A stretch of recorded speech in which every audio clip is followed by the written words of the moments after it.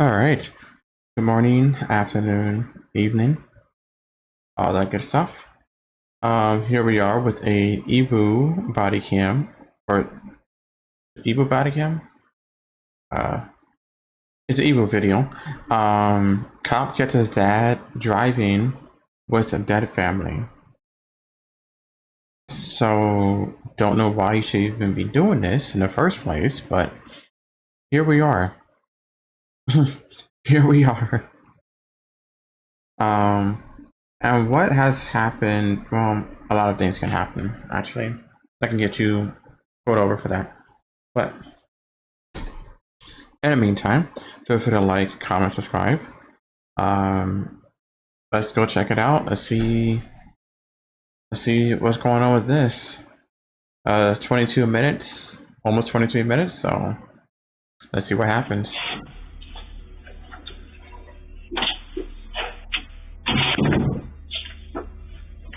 Like, nobody knows where your kids are.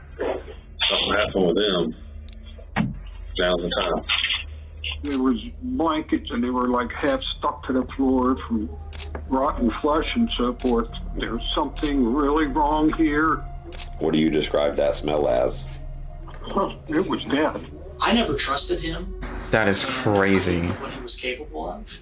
A welfare check quickly transforms into one of the most horrifying investigations in recent Florida history, leaving detectives to unravel months of deception and a series of crimes that seem to transcend the very definition of evil. That is crazy. So I was drinking water when he was talking about that. Of course, right in the gruesome part too. That is insane. I would think, you take his whole family, threw him in a car and drove off. But then it's like fresh.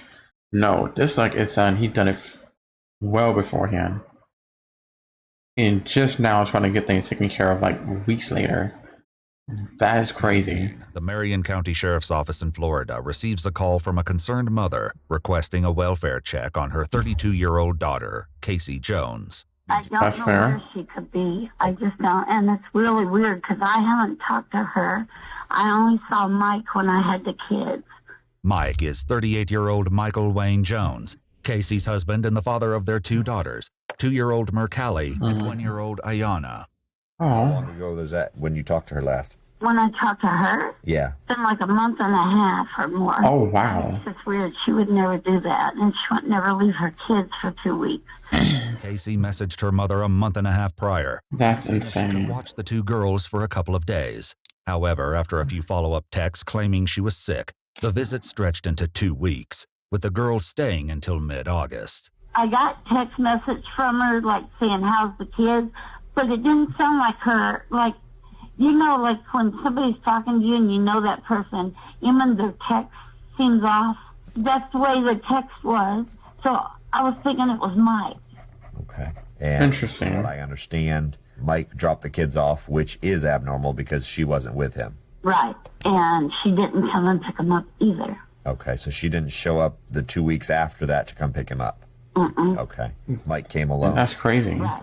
During this time, Casey's two sons from a previous marriage, 9-year-old Cameron and 4-year-old Preston, were staying with their biological father. They also returned home in mid-August, but when Cameron's birthday came and passed on September 12th, it was unusual that Casey hadn't shared her customary Facebook post. And that was really weird. Okay. She always posts their birthday. Now, does Michael have a Facebook name? I think it's just Michael Jones. Okay. And have you talked to him at all? No, nope. He took his messages off Facebook because everybody's trying to message him to see where Casey's at. But I don't blame them. Casey. No. That is crazy that you haven't talked to your loved ones in 6 weeks. That is insane. I know every family is different, so sometimes some people catch each other up once a week or something like that or whatever. I get it. Everyone's different on that. But it is still crazy to not see your loved one 6 weeks or hear from them for that long. That is insane. And then you see this unusual stuff going on too. That is, yeah, I would hate to even be in that position, to even have to be suspicious of something's going on. I would hate to be in that situation. No one has seen or heard from her 4 children in the last few weeks. And 4 children is crazy too. There is going to be a missing persons bolo put out, okay? We're going to put her car out, we're going to put her out, and we're going to put the kids out there too. I don't want to scare you, I don't want to do any of that stuff, but what we're working with right now is there are some suspicious circumstances, so we're going to try to get ahead of that and figure everything out, okay? I don't care if she's mad at me for the rest of my life. I just want to make sure her and those 4 kids are okay. A deputy that's understandable. Home in Summerfield, Florida, only to find that the residence has been completely cleared out. Oh wow! He takes note of a dark red stain in the west bedroom. Oh no! A substance that appears to be blood. The deputy then learns that an eviction process has been initiated in late August. But after speaking with 2 men who cleaned the residence, investigators begin to suspect that a dark secret may be lurking within the walls. In the walls? It was god awful. Oh no! I told him there's something really wrong here. What are you saying? Because of what's The smell. okay? Don't tell me there's a body in the wall. It was dead. But the front bedroom was the worst. We even joked about it being, it smells like a dead body, but I don't know what a dead body smells like. When you went into that front bedroom, in the corner there was blankets and they were like half stuck to the floor from rotten flesh and so forth. The disturbing remarks only further suspicion. That's The case would take insane. another unexpected turn after Michael's ex-wife Sarah claimed to have seen the family at a McDonald's on Friday, September 13th, just one day before they were reported missing. However, in a voicemail left for investigators, her story suddenly changes. I was thinking more about it, and I actually don't recall seeing Casey on Friday, so I only can confirm that I saw Michael. And for what it's worth, a lot of drama comes along with her, so I would be very surprised if this were not just some sort of stunt. Investigators checked the McDonald's surveillance footage in hopes of verifying this claim, only to learn that the family was never at the restaurant. Detectives then confront Sarah with what appears to be a bold-faced lie. What's going on? Nothing really, at least on our end. So Michael's been here. This is my understanding of what has happened. So Okay, what? About anything other than what I've been told from Michael. He told me he and I have split up. I can't take it anymore. You know, she's making me crazy. This isn't working. And kind of vented to me about the way things had been between them for... What? Michael texted Sarah. That's on July 11th, that's suspicious. That came out of nowhere. Reconnect the somewhat estranged pair. As time went on, several of his messages would convey a rather flirtatious tone, with one reading, "Hey beautiful, just seeing how you're doing." In another he writes, "Miss you guys, all 4 of you." Sarah, however, appeared intent on keeping the conversation strictly platonic, replying with, "Miss you too, friend." Friend zone. Previous to us moving here, hadn't really talked to him much. We did not have a great situation with our split up. Casey was a cause of the... That's insane. What were kind of things he was saying? That she's very jealous. He wasn't allowed. I mean, again, the reason he wasn't really allowed to speak to me for that amount of time was because she was jealous. That she's manipulative and a liar, and that her mother is crazy. After Michael reconnected with Sarah, he would go on to help watch their 3 shared children while she was at work. During this time, Cameron, Preston, Mercalli, and Diana were all on extended visits with family members. He told me on Tuesday that he had found out from his landlord that trailers basically condemned, like not set up correctly, nobody should be living there. So he got all his stuff out, put what he could in a storage shed, and then came here.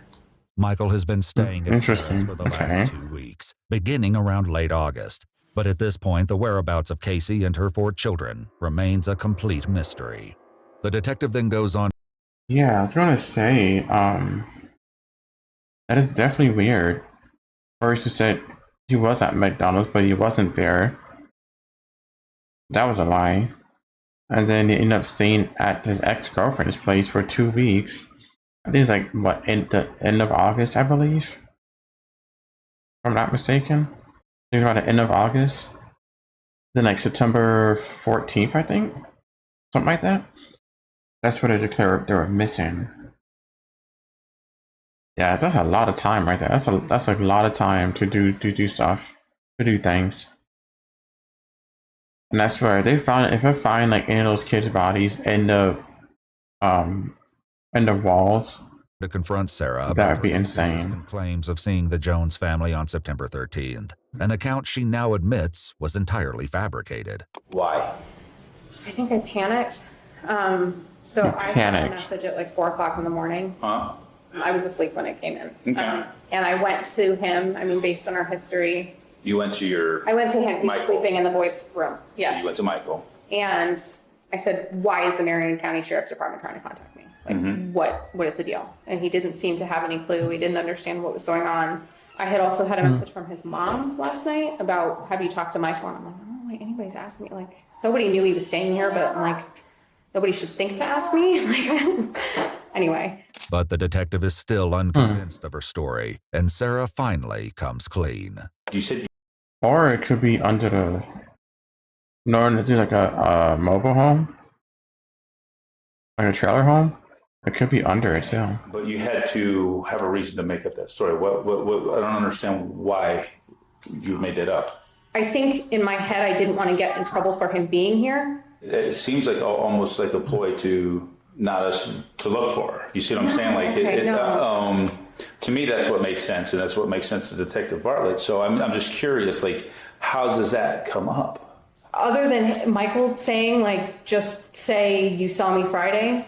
Does he tell you to say that? He did, yes. When I ask you, why don't you just say it? Okay. He told me to say it. Yeah. So it seems like you're still not being fully forthcoming with me right now. Yeah. I really am. He wrote down a couple notes that he took with him, just like, say you saw me Friday.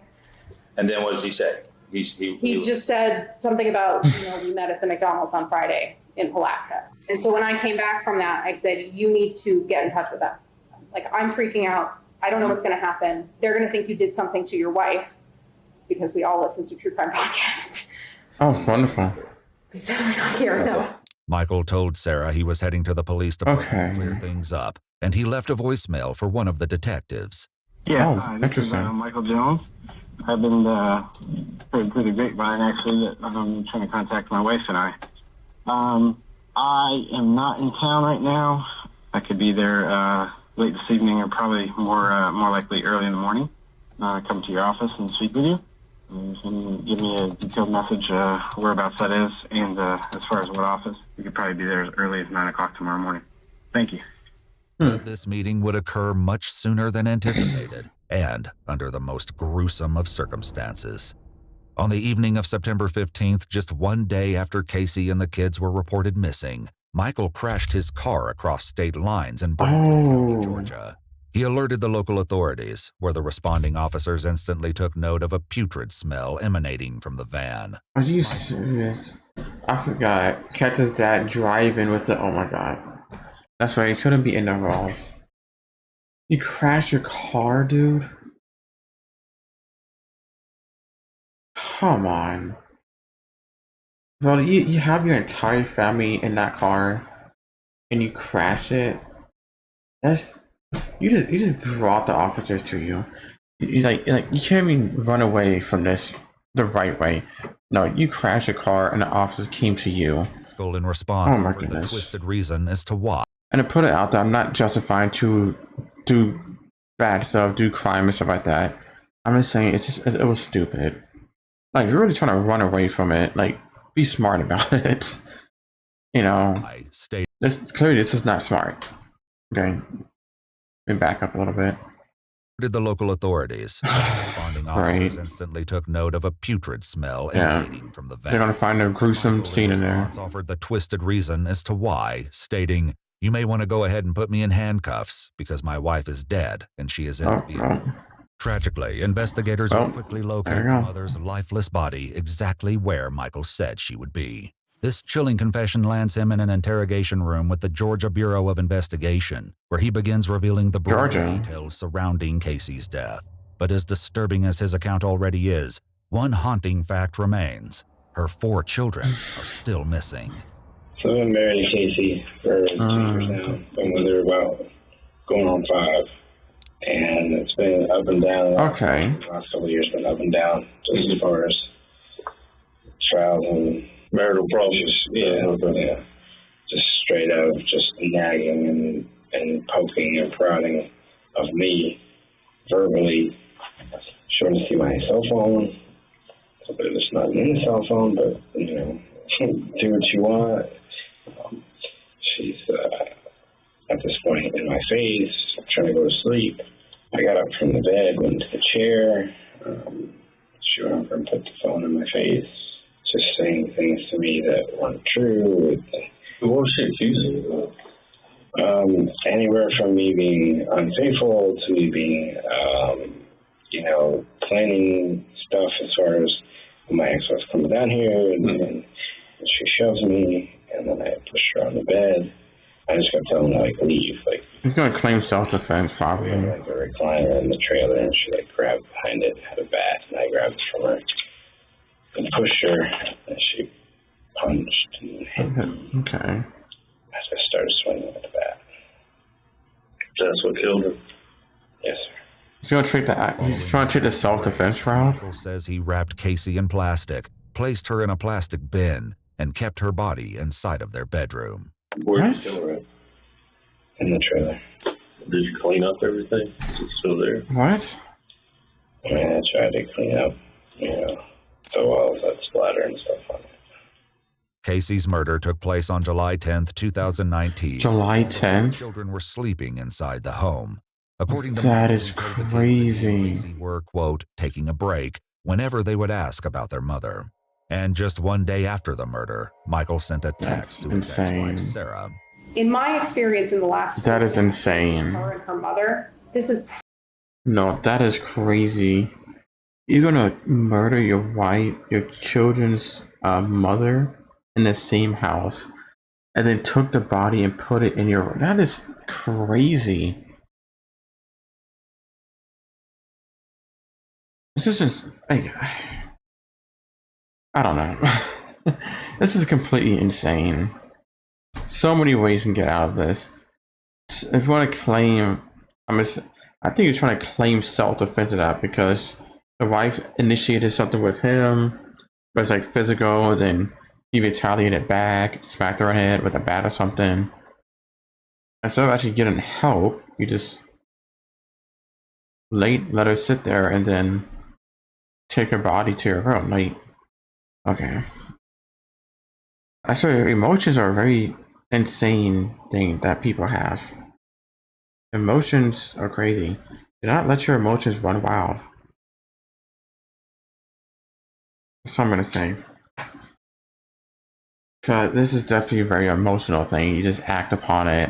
You don't sit there and think about isn't even worth it. Even if you wanting to break up with that person, whatever, it's still not worth it. Let me keep this going. We got 10 minutes left. Let's keep going.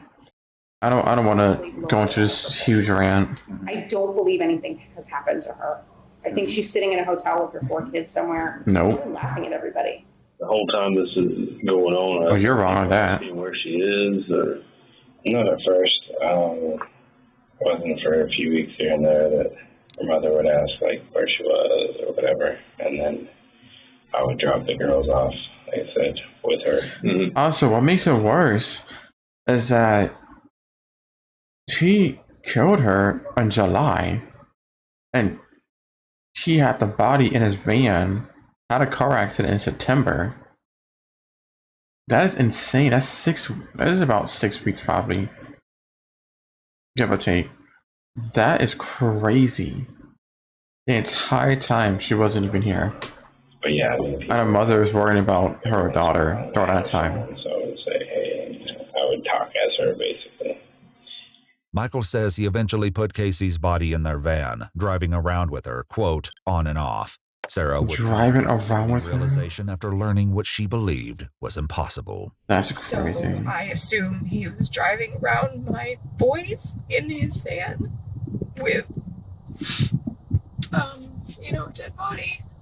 When I found out on Monday that they'd come cancel the body, I had to leave work, and my deepest prayer was that he hadn't hurt those kids. That's understandable. Casey's murder was only the beginning of a series of unthinkable violence. As less than a month later, Michael's attention turned to her 4 innocent children. Yep. Yeah, he got rid of everybody. Something happened with them. Now's the time. You've been carrying this for a while, but we got to. It has been. I need to know where his kids are. Something happened with them. You got to let me know, man. Say it. They're all gone. Say it. All 4 of them.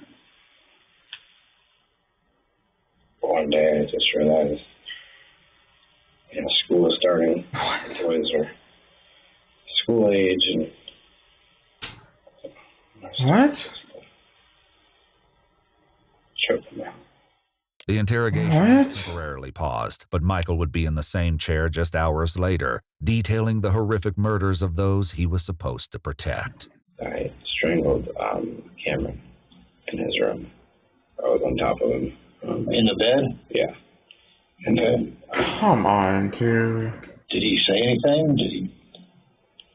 Pulled him to the ground and just kept holding on until he stopped moving. Did he scratch you? Did he injure you? Was he kicking around or anything? He was kicking, yeah. Okay. How long did it take? Seemed like forever. Was he on his back or was he facing you? No, face down. Face down? Face down. Did you use your hands or did you use your like with hands mainly? Okay. Yeah. And then I think at one point he was on his back and I put my knee into his chest. Did Preston hear what was going on with Cameron when it was going on? Did he wake up? No. Preston was sleeping just feet away during his older brother's murder. That's Michael crazy. placed Cameron's body inside of a suitcase, leaving it in the trailer. The next morning, Preston woke up asking where his brother had gone. Tragically, it would only take one day for the siblings to be reunited. Preston That's crazy. He had I put a zip tie thing around his neck and then I put him in the tub. And then how soon after that did you decide you're going to go ahead and put the zip tie on? Damn, Sarah lost both her kids. That's so unfortunate. He was asleep when he went in. Yeah. The way it happened with Cameron, I figured that, my hands were hurting and I clicked in my head that I had zip ties somewhere. Took him off the bed and took that around put it around his neck and then brought him in the bathroom. Michael held Preston underwater, killing the 4-year-old. Investigators would later speak to Cameron and Preston's father, telling him the heartbreaking news. That's crazy. He didn't even get his birthday. Did they make it to school? Nope. He did not. Didn't even go to school. The brothers are believed to have been murdered in mid-August. Preston's birthday was August 22nd. Wow. He was just a few short days away from turning 5 years old. According to Michael, Preston's body was left in a trash bag inside the bathroom for several days before he placed the boys in separate plastic bins, with Cameron still enclosed inside the suitcase. That's crazy.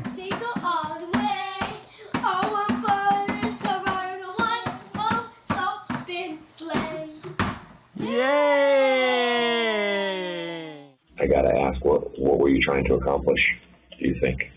Just trying to In a text sent just 1 month prior to Cameron and Preston's deaths. Sorry. I apologize for not talking a lot or anything. Like, I know I've been talking throughout the video as it's going, but I don't know. I'm feeling like all over the place. It's just insane that people actually do this, and people see like other people, I guess in general, as just objects. I mean, that's how they're able to get away with some of this stuff, is because they just see people as objects, and once you see them as objects, you don't have as much of a care about them anymore. I mean, we see how we treat objects in general compared to with people. I mean, we treat our phones or other devices, water bottles, wallets or whatever. Like, we can throw those around a little bit and say, okay, cool, we can throw them around. It's not gonna do nothing. But we treat our objects differently than we treat with people, though. With people, we treat them with a little more care, especially with children and the elderly. You know, these good people will have, some form of, I guess, instinct to care for them or to understand that, hey, obviously most of these things are not right. If something bad happens, my thing is to make sure that we protect those people or to take care of those people, And by taking care of that's anybody in general, not just children or the elderly, but just anyone in general. And the fact that you have to sit to yourself to view those people as objects so you can do whatever actions that you want to do to them. And it's crazy. You need therapy. Like, for real. Like, if you get to the point that you guys are thinking like that, you need therapy. It's just crazy, man. It's just crazy. I'm gonna continue this video for sure. I mean, we got like less than 5 minutes left, but this is just crazy in general that you even do something like this, and not just one time, like 5 times. I know we're on the 3 people now, but I'm assuming that all 4 are children. But to do this 5 times is insane. It's just insane. Hostile feelings toward the boys. Writing to Sarah, I will be honest, I hate these 2 boys. I hope she takes them soon. However, Michael never expressed these thoughts to their father, who tells investigators that his most recent interaction with the suspect was unusually cordial. I never trusted him, and I didn't know what he was capable of. So when I had picked them up first from the mall to bring them back to Georgia to spend my 2 weeks with them, Michael got out of the van, and it was. I'll be honest, he looks crazy. Michael no disrespect. had this huge apology. I don't want to say no disrespect. I just want to. But the image here, I don't like the image. It's terrifying. Like, just his eyes is just terrifying, to be honest. And but this particular image, he looks like he could do something. Like, for sure.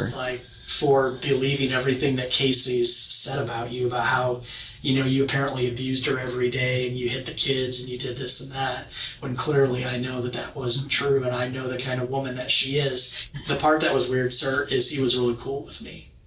Like he was my homeboy or something, like we were best friends. He was like, but I want you to see your children more. I want you to do this and that. And so I'm thinking, man, this is great. I'm thinking something, at least he's normal or halfway is normal, I even hugged. Wow. Shook my hand. It's almost like that was his apology for everything that he had done. And here I was, I took it hook, line, and sinker, because I'm a forgiving guy. Michael admits that he wanted to turn himself in for all 3 murders, even sitting outside a police department with Mercalli and Ayanna in the car. Instead, he drove away, a decision that would seal the fate of his 2 youngest children. Dang. With 2-year-old Mercalli. Yep. I had the tub filled and I put my hand. Dang it, man. Put her in the tub face down. That's crazy. He actually went to the police station too. Let me go back over. Let me hear that again to make sure. I'm a forgiving guy. Michael admits that he wanted to turn himself in for all 3 murders. Okay, turn himself in. Even sitting outside a police department with Mercalli and Ayanna in the car. Instead, he drove away, a decision that would seal the fate of his 2 youngest children, starting with Mercalli. Yeah, okay. Yeah. Oh my God, why did he just do that? Like, at least the other 2 younger kids would have been alive. That is crazy. You were right there to turn yourself in, and then you chickened out. You chickened out, and they want to continue to go after 2 more bodies. This is unfortunate. This is so sad. My hands around her throat, put her in the tub face down. And the same thing with the baby. And Yeah. Immediately after? Yeah. So at the point you decided to do this, were you angry? I just was at a point of no return, I guess. A point of no return. Look at me. Who's that? Who's that pretty thing? Was that you? The murders occurred shortly before Labor Day weekend at the end of August 2019. After killing Mercalli and Diana, Michael placed the girls together in a plastic bin and put them in the van alongside Cameron and Preston. However, the children were not inside of the car when Casey's body was discovered. Okay, I was gonna say that they weren't inside though because they found the mother, but not the kids. Yeah, he probably took them out. Probably took them out, buried them somewhere, or threw them out someplace, and kept the mother in the car for whatever reason. It's insane. I swear, I'm gonna guarantee. I'm gonna say this. This sentencing, I don't think it's gonna be a good sentencing. It's not gonna be a death sentence. It's not gonna be. It could probably be life in prison. It's definitely not gonna be the death penalty. It's just Florida, I think. So I think the Florida has a death penalty, if I'm not mistaken. So it might be that way, but knowing how the courts are, I guess trying to do plea deals and all that stuff, and like, no, there shouldn't be plea deals for this type of thing. You don't get to kill 5 people and then you can have a plea deal and make your sentence lighter. No, that's a deliberate act. Okay, it's not like you accidentally, kill somebody. That does happen. You're rough playing, you push him a little too hard, his head hits something, and he dies. No, that does happen. Don't get me wrong. Or you're doing, I don't know, you're doing something, playing baseball, or you're playing the sport, and the ball or something hits him in the right spot that kills him. That's an accident. Yes, you technically killed him, but that's an accident. I can understand with those situations, but this is intentional.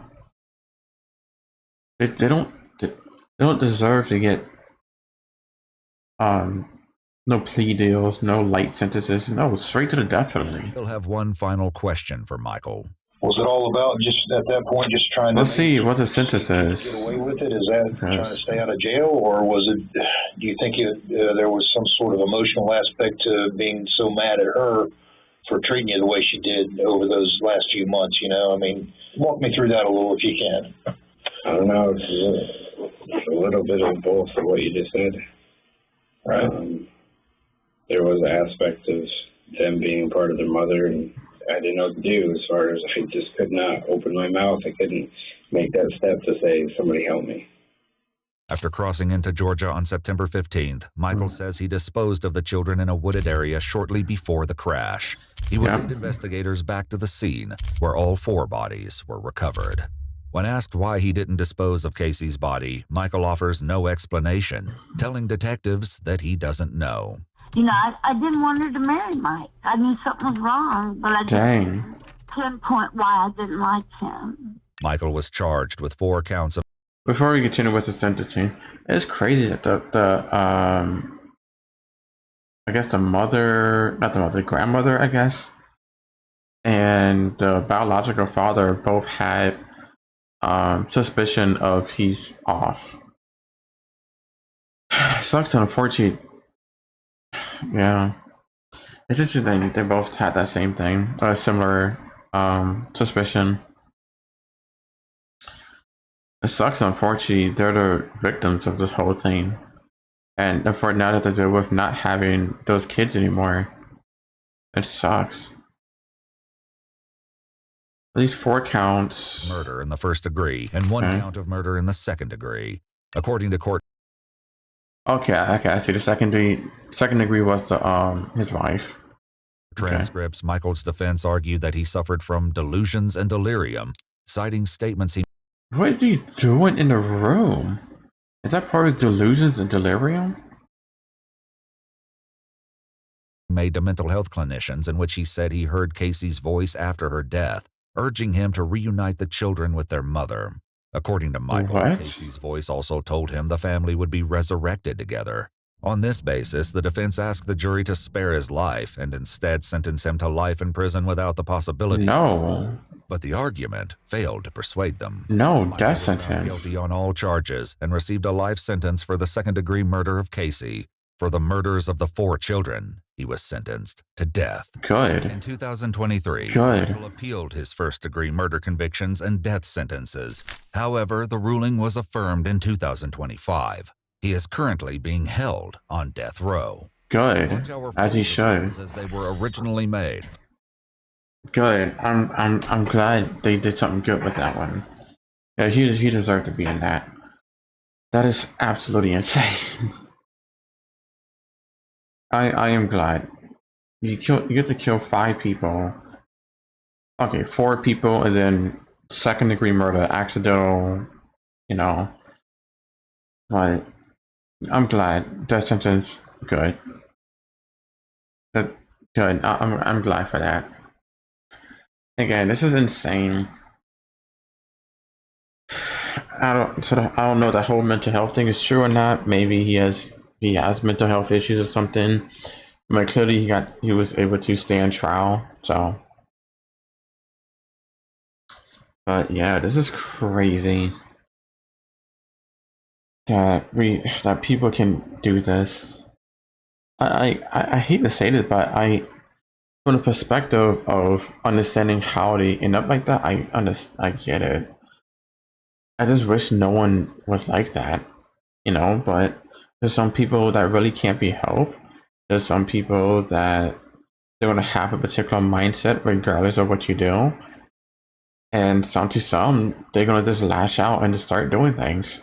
You're never going to see it coming. It's very unfortunate. Very unfortunate. It'll be a great time to call your loved ones, you know, to make sure that, hey, what's up? How you doing? Just checking about them. You know, make sure they're doing okay. I got nothing else to say. Besides whatever I said in this video. But I'm glad the sentencing stood. So he got what he deserved. Anyway, feel free to like, comment, and subscribe. Let me know how you feel in the comment section. I don't know if you can tell based on my voice, I'm like pretty upset with this whole situation. I wish it didn't happen. It didn't happen at all. But yeah, feel free to do all that. Feel free to go check out EWU. I'm gonna have the video in the description below. And I guess I hope you guys have a great day, evening, all that good stuff. And I will see you guys at the next one.